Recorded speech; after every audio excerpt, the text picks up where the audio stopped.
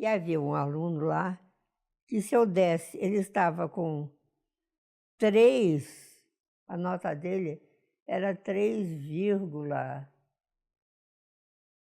alguma coisa. Se eu aumentasse para 4, ou para 4,5, alguma coisa assim, ele seria aprovado. Se eu não aumentasse, ele seria reprovado. Eu estava assim pensando, o professor Espina passou e disse: "O que foi, lixo?" Eu expliquei a ele olhou assim: "Ah, esse aí, aprova logo de uma vez para se ver livre desse, que esse aí é espião do DOPS." As coisas eram assim.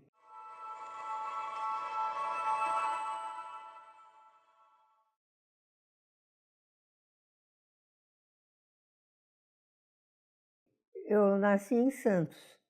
Meu pai era engenheiro, minha mãe professora. E a última de 5 filhos. E eu sempre gostei, me interessei muito por leitura. Eu tinha uma vontade muito grande de aprender a ler. Como só se podia entrar com 7 anos já completos, eu tive de entrar com 7 anos e meio. Mas antes disso, minha mãe já tinha me alfabetizado e eu li o que me caía nas mãos. Então, eu fui para o grupo escolar Dr. Cesário Bastos, que era um excelente grupo. Quando eu estava na metade do 3º ano, meus pais se mudaram para São Paulo. O meu pai tinha sido nomeado professor no colégio universitário, então criado, porque até então não havia Universidade de São Paulo, havia institutos isolados, Escola Politécnica, Faculdade de Direito e Faculdade de Medicina. E então, em 1934, mudamos para São Paulo e minha mãe conseguiu uma vaga para mim no Instituto de Educação Caetano de Campos. Entrei no 3º ano, na metade do 3º ano, não tive dificuldade nenhuma e terminei lá e depois fiz o exame para o ginásio, que havia lá também, porque era Instituto de Educação, eu fiz o ginásio lá. Agora, porque isso me influenciou muito para a área de humanidades. Era uma excelente escola e os professores eram todos muito bons. Eram professores que estavam saindo da recém-criada Faculdade de Filosofia, Ciências e Letras, e tinha sido criada exatamente para preparar professores secundários. Então, quando terminei o ginásio, resolvi que ia ser professora de latim. E eu, mais umas colegas também, que também tinham se interessado. Basta dizer disso. Durante as férias, nós nos reunimos para adiantar as traduções de latim entre o 4º e o 5º ano. Fizemos um pequeno exame para entrar no colégio universitário. Entramos no colégio universitário, onde eu tive alguns bons professores também. Professor de grego era um encanto de pessoa, um italiano já meio idoso, né? Que dava aulas muito boas, preparava tudo muito bem. Tive um bom professor de latim também, um ótimo professor de literatura. Mas, enfim, resolvemos pular o 2º ano do colégio, porque isso ainda era permitido, e nós achamos muito pretensiosamente que dava para pular. Pulamos, entramos na faculdade, mas aí eu posso dizer que eu estranhei muito, porque na faculdade a gente não tinha o professor próximo. Nós tínhamos que nos desincumbir sozinhas, né? E tive, nesse 1º ano, tive um excelente professor de literatura portuguesa, que era um português, um intelectual português, Fidelino de Figueiredo. Ele tinha saído de Portugal por causa do regime salazarista, e já fazia tempo que ele tinha saído de Portugal. E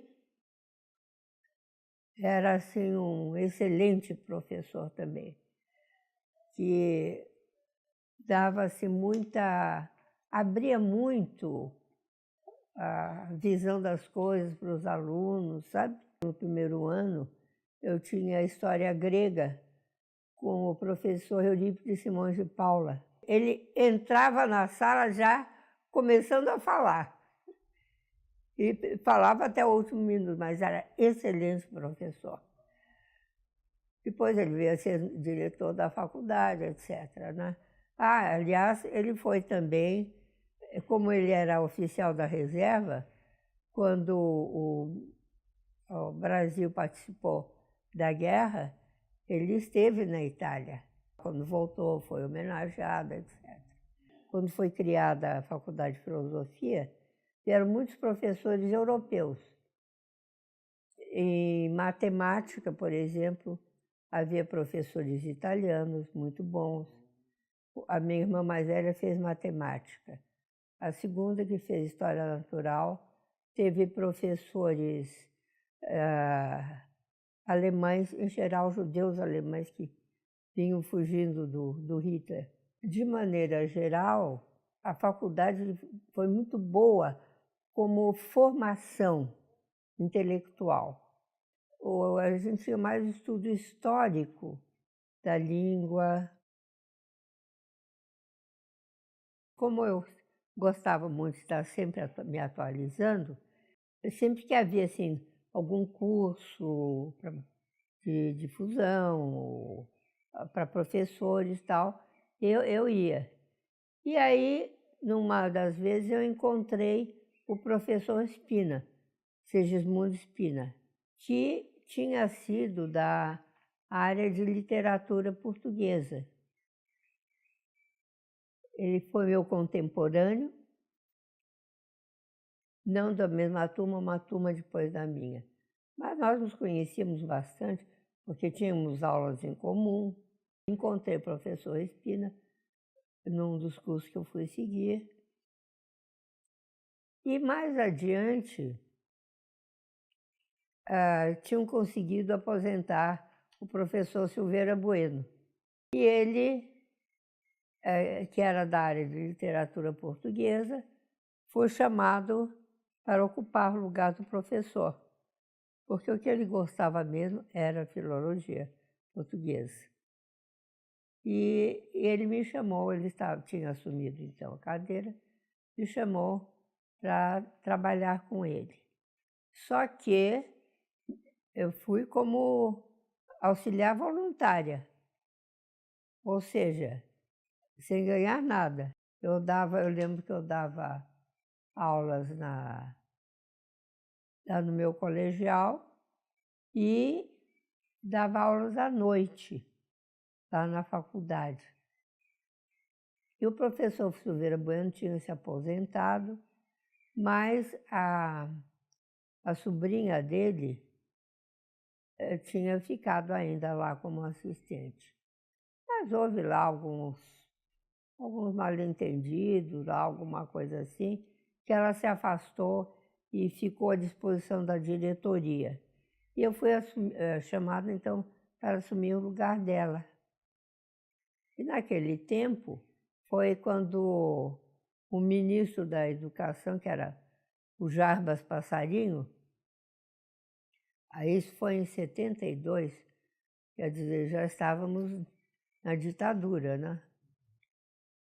O Jarbas Passarinho tinha aumentado, assim, as vagas das universidades. Eu não sei se foi por causa dele ou se foi da própria USP, isso. Tinha aumentado muito o número de vagas, então as turmas estavam enormes. E é difícil ter professores para toda essa gente. Então o professor Spina me chamou.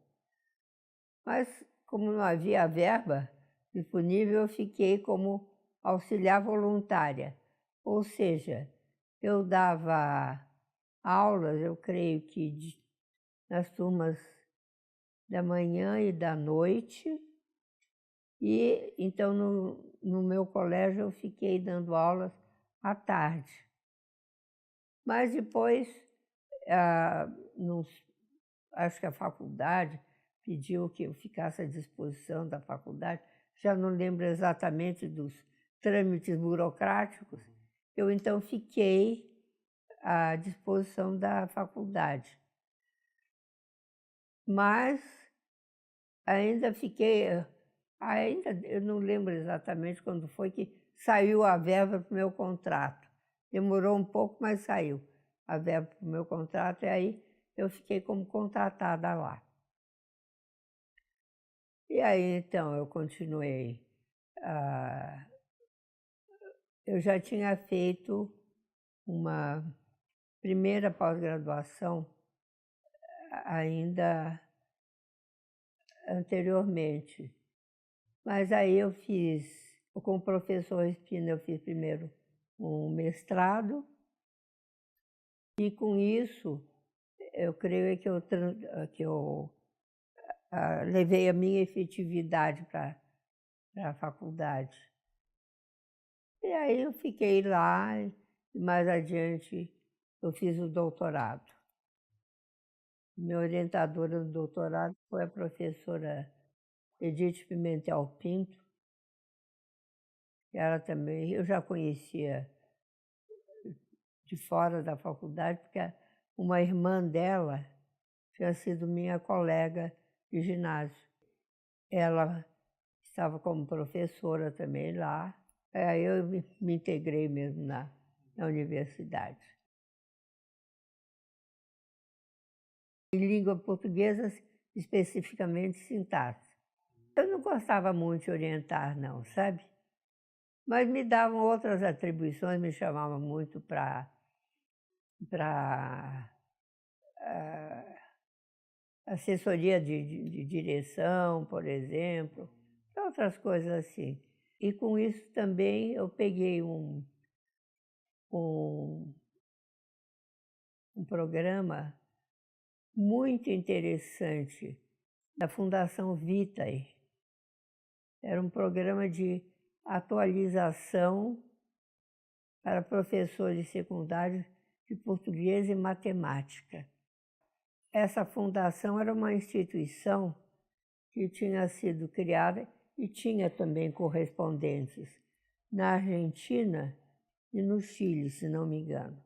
Era uma fundação beneficente que dava bolsas a pessoas que eles especificavam, né, o que é que eles iam gastar. Eu lembro que o professor Antônio Cândido foi do conselho deles. E eles resolveram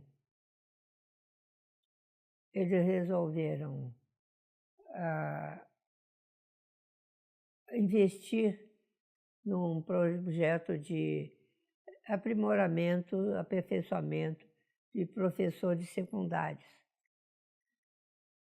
E então o professor, ele já tinha investido em outros projetos, tal, né?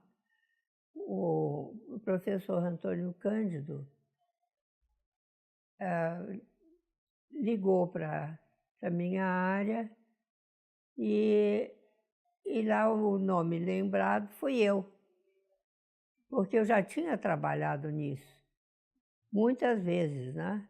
Havia um centro de aperfeiçoamento pedagógico, uma coisa assim, tinha resolvido oferecer cursos, fez um convênio com a faculdade, e eu que me interessei em pegar isso. Então, eu oferecia curso para delegacias de ensino do interior. Viajava, nessa altura os filhos já tinham casado, né? Ou já, enfim, já estavam grandes. Eu, então, viajava para oferecer esses cursos, tal, para estabelecer os cursos lá. viajava pelo interior. E depois, então, quando veio esse projeto da Fundação Vita, eu é que fui lembrado, porque eu já tinha a experiência. Só que aí era para, não só aqui, mas para outros estados. E aí eu viajei bastante também, porque eu telefonava lá para...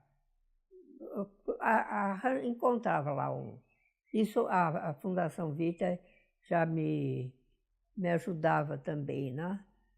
Eu ligava lá para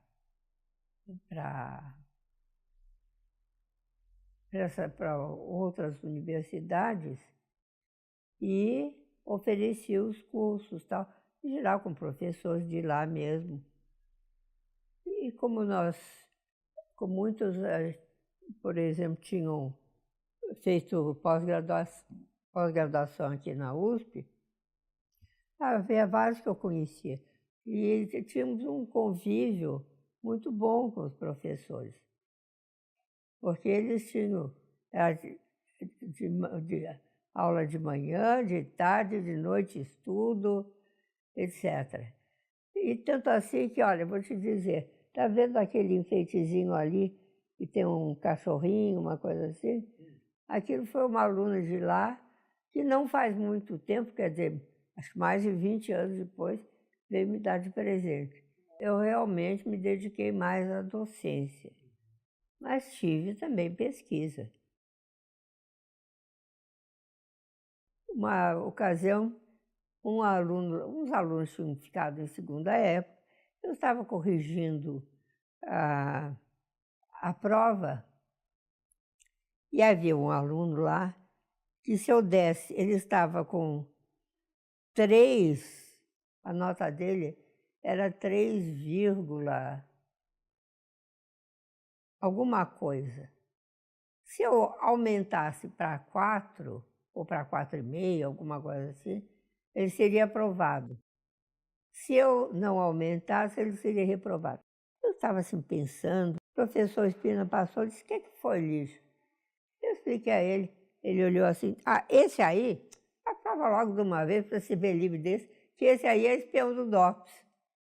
As coisas eram assim. Um rapaz também tinha entrado em ciências sociais, no noturno, porque durante o dia ele trabalhava. Aí ele foi para o serviço militar, ele foi convocado para fazer como aquele preparo oficial, CPOR. Quando entrou também lá para o CPOR, foi chamado lá pelo superior dele e disse: "Olha, você vai ser nosso espião lá dentro do seu curso. Você observa os professores, alunos, etc, etc, né?" Bom, ele disse: "Sim, senhor." Foi para a faculdade, foi à secretaria e trancou a matrícula, né? E quando chamaram para saber por quê, ele disse: "Ah, que não dava, professor. É que eu tenho de trabalhar, arranjar os bicos para ajudar em casa, tenho de fazer o CPUE, ainda à noite, estudar à noite não dá." Bom, e depois que saiu do CPUE, então ele fez, né? Aí uma outra vez também, eu entrei na sala de aula, aí era uma turma pequena, as coisas tinham melhorado um pouco. Não era uma turma muito grande, mas só assim uns 50 alunos, por aí. Eu entrei mais cedo e fui para a lousa já para ir adiantando, escrevendo o que eu precisava escrever e tal. E aí entrou um rapaz, assim, novinho, eu tenho os seus 20 anos, por aí. Ele estava descalço e só com uma calça, sem blusa. E tinha uma menina, ele entrou assim se fazendo de maluquinho, sabe? Tinha uma menina que tinha desembrulhado o lanche e estava comendo ali o lanche. E ele chegou e começou a mexer com ela, pegava um pedacinho do pão dela, saía e tal, né? Aí um aluno, que era um rapaz muito sério, depois que ele saiu, o rapaz levantou-se, trancou a porta. Bom, ele não desistiu. E a sala era térrea e tinha vidraças mais ou menos como essa, assim, dos lados. Uma delas estava aberta, assim, levantada. Ele chegou lá e ficou olhando. Aí depois ele viu que eu estava dando mesmo, era assim, tá muito chato, né? Então aí ele sumiu. Foi um tempo bom, às vezes difícil, mas de, de bastante esforço, mas de desenvolvimento intelectual e com algumas boas amizades.